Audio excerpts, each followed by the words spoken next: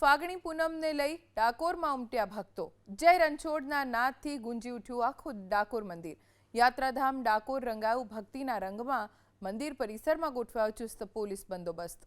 ડાકોરના ઠાકોરના દર્શન કરવા માટે પગપાળા સંઘો કેટલા દિવસ સુધી ચાલીને પહોંચ્યા ડાકોર ખાતે અને ફાગણી પૂનમના અવસરને વધુ સુંદર બનાવવા માટે પ્રભુ સમક્ષ શીશ ઝુકાવ્યું।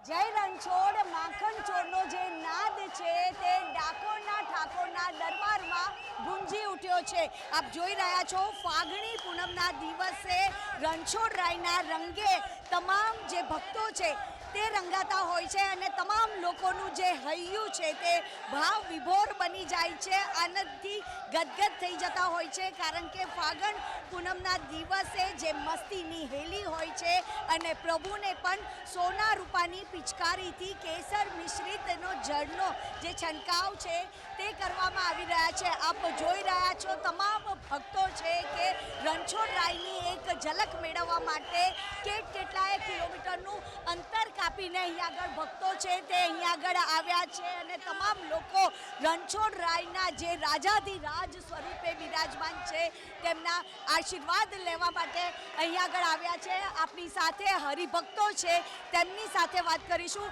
કામિનીબેન, ખાસ કરીને ફાગણી પૂનમના દિવસે લોકો પદયાત્રા કરીને અને રણછોડરાયના આશીર્વાદ લેવા માટે આવે છે, કારણ કે અહીંયા આગળ સાક્ષાત રણછોડજી પધારેલા છે અને લોકો એમ જ માને છે કે આમના જો દર્શન કરીશું તો અમે ધન્યતા અનુભવીએ છીએ અને દરેકને ભગવાન એટલા શાંતિપૂર્ણ દર્શન આપે છે કે કોઈ ભક્તને કોઈ ઈજા નથી થતી। કરોડો ભક્તો આવે છે, અસંખ્યની કૃપા આવે છે, પણ મારા રાજા રણછોડ એટલી મહેરબાની છે કે કોઈને નારાજ નથી કરતો અને એને એટલા જ સરસ રીતે દર્શન આપે। બોલો રણછોડા રાય કી જય।